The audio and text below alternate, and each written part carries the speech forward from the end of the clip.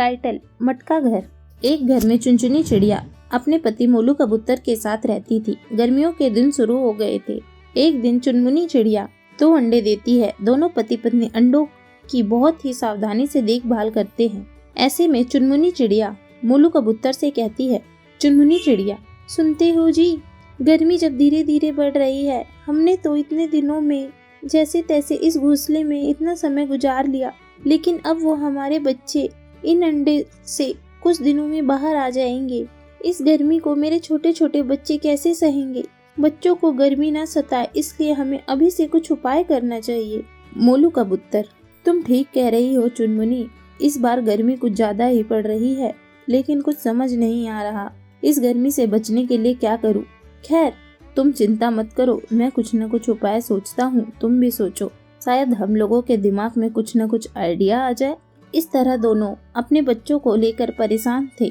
वह अपने बच्चों को जरा भी तकलीफ नहीं देना चाहते थे। इस तरह कुछ दिन गुजर जाते हैं। एक दिन चिड़िया के बच्चे अंडे से बाहर आ जाते हैं। चिड़िया अपने प्यारे प्यारे बच्चों को देखकर खुश हो रही थी। चुनमुनी चिड़िया, देखो जी, अपने बच्चे कितने प्यारे हैं, किसी की नजर ना लगे इनको। इतना कहकर चिड़िया अपने बच्चों को प्यार करने लगती है। एक दिन जब मोलू कबूतर भोजन की तलाश में जा रहा था, तभी उसे एक तालाब दिखाई देता है। मोलू कबूतर, अरे वाह, यह कितनी ठंडी ठंडी हवा चल रही है, गर्मी का तो नामो निशान ही नहीं है। मैं आज ही चुनमुनी को जाकर यह बताता हूँ, फिर हम यहीं अपना घोंसला बनाकर अपने बच्चों के साथ रहेंगे। ये सोचकर मोलू कबूतर बहुत ही खुश हो रहा था और खुशी खुशी घर आकर यह सारी बात चुनमुनी चिड़िया को बताता है। उसकी बातें सुनकर चुनमुनी चिड़िया बहुत ही खुश हो जाती है। चुनमुनी चिड़िया, ठीक है जी, मैं कल ही आपके साथ जगह को देखने जाऊंगी। अगले दिन चिड़िया कबूतर के साथ उस तालाब पर जाती है। वह इधर उधर देख रही थी। चुनमुनी चिड़िया, आपने बिल्कुल ठीक कहा था जी, यहाँ तो बहुत ही ठंडक है। तभी चुनमुनी चिड़िया की नजर तालाब के पास पड़ी मिट्टी पर जाती है। वह खुशी से चिल्लाकर कहती है, चुनमुनी चिड़िया, ये देखो जी, यहाँ पर कितनी सारी मिट्टी पड़ी है। आपको पता है मिट्टी का घर कितना ठंडक देता है? गर्मी में हम इस मिट्टी से अपना मटका घर बनाएंगे। यह सुनकर मोलू कबूतर कहता है, मोलू कबूतर, अरे चुनमुनी, तुम्हारे दिमाग का तो कोई जवाब नहीं, तुम्हारे दिमाग का आइडिया तो बहुत ही ज्यादा अच्छा है। फिर दोनों मिलकर अपना मिट्टी का घर बनाते हैं। घर बनाने के बाद दोनों अपने बच्चों के साथ तालाब के किनारे रहने लगते हैं। इधर जंगल के सभी पक्षी गर्मी में बहुत परेशान थे। एक दिन राजू कौवा तालाब पर पानी पीने जाता है। राजू कौवा, अरे ये क्या चुनमुनी चिड़िया, आपका मिट्टी का घर और आप यहाँ बड़े आराम से रह रही हैं। राजू कौवा चुनमुनी के मटका घर के पास जाकर चिल्लाता है, राजू कौवा, चुनमुनी बहन, अरे ओ चुनमुनी बहन, तुम तो बड़ी ही चालाक निकली। तुम यहाँ तालाब के किनारे मटका घर बनाकर रह रही हो और हम वहाँ गर्मी में जल रहे हैं। तुमने तो हम पक्षियों के साथ अच्छा नहीं किया। तुम मेरे लिए भी एक ऐसा ही मटका घर बना दो। अगर तुमने ऐसा नहीं किया तो मैं तुम्हारे इस मटके घर को तोड़ दूंगा। चुनमुनी चिड़िया, राजू भैया, यह आप कैसी बातें कर रही हैं? अगर तुम्हें यहाँ रहना है तो तुम भी अपना मटका घर बनाकर यहाँ रहो। तुम्हें किसने रोका है? तुमको तो पता है मेरे छोटे छोटे बच्चे हैं, मेरे पास इतना समय नहीं है कि मैं तुम्हारे लिए मटके का घर बनाऊं। राजू कौवा, तू कान खोलकर सुन ले चिड़िया, अगर तूने मेरा मटका घर नहीं बनाया ना तो इसका अंजाम तुझे भुगतने के लिए तैयार रहना। तुम्हें तो पता है कि मैं कितना खतरनाक हूँ। कोई भी अगर मेरे काम को करने से मना करता है तो मैं उसका नामो निशान मिटा देता हूँ।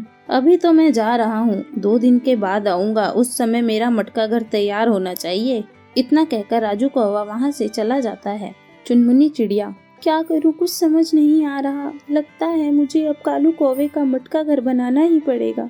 चुनमुनी चिड़िया अब धीरे धीरे मिट्टी इकट्ठा करती है और राजू के लिए मटका घर बनाती है। 2 दिन बाद राजू कौवा जैसे ही आता है, राजू कौवा, क्यों री चुनमुनी, तूने मेरा मटका घर बना दिया? चुनमुनी चिड़िया, हाँ राजू भैया, वो देखो मैंने तुम्हारा मटका घर बना दिया। राजू कौवा अपने मटका घर में जाकर बहुत खुश हो जाता है।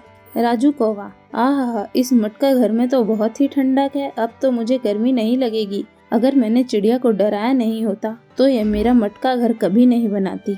इस तरह राजू कौवा अपने मटके घर में रहने लगता है। जब जंगल की पक्षियों को यह बात पता चलती है तो वह भी अपना मटका घर बनाकर उसमें खुशी खुशी रहने लगते हैं। यह सब देखकर चिड़िया बहुत खुश हो जाती है और सभी पक्षियों के साथ मिलजुल कर खुशी खुशी रहने लगती है।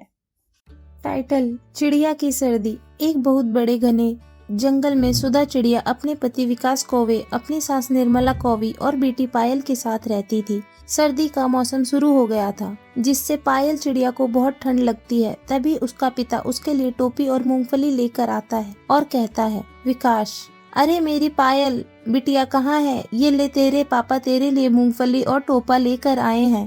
पायल: अरे वाह पापा, आपको कैसे पता चला कि मुझे ये दोनों चाहिए? विकास: बेटा, मैं तेरा पिता हूँ। तेरे कहने से पहले ही मुझे पता चल जाता है कि तुझे क्या चाहिए, मेरी बेटी को क्या खाना है।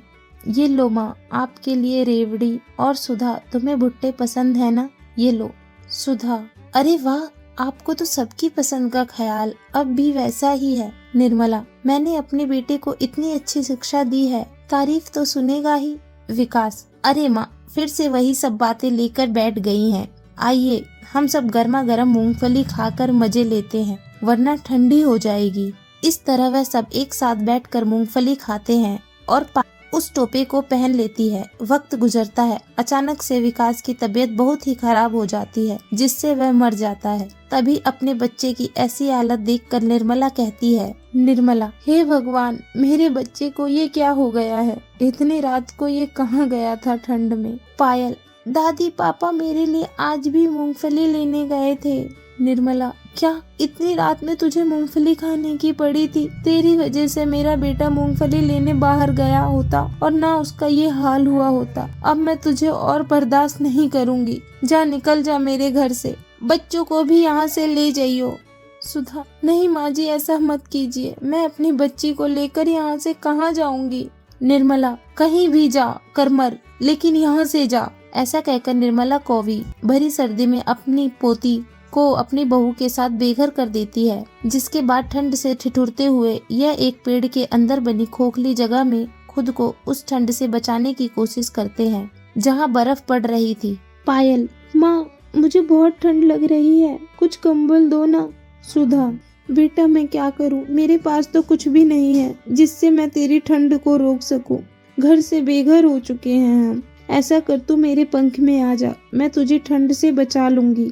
पायल: पर माँ, आपको भी तो ठंड लग रही है। इतनी ठंड में आप कैसे रहोगी? सुधा: तू मेरी चिंता मत कर, मेरे लिए तू जरूरी है अब इस दुनिया में। जैसे तैसे माँ बेटी को उस घनघोर ठंड से रात गुजार लेते हैं। अगले दिन वह एक पेड़ से फल तोड़कर खा लेते हैं। ठंड से जूझते हुए दोनों चिड़िया एक अमीर घर के घोंसले में पहुँचती हैं, जहाँ सुखबीर तोता अपने काम पर जा रहा था कि सुधा चिड़िया गिड़गिड़ाते हुए उससे काम मांगती है। सुधा: सेठ जी, मैं आपके आगे हाथ जोड़ती हूँ, मुझे काम दे दीजिए।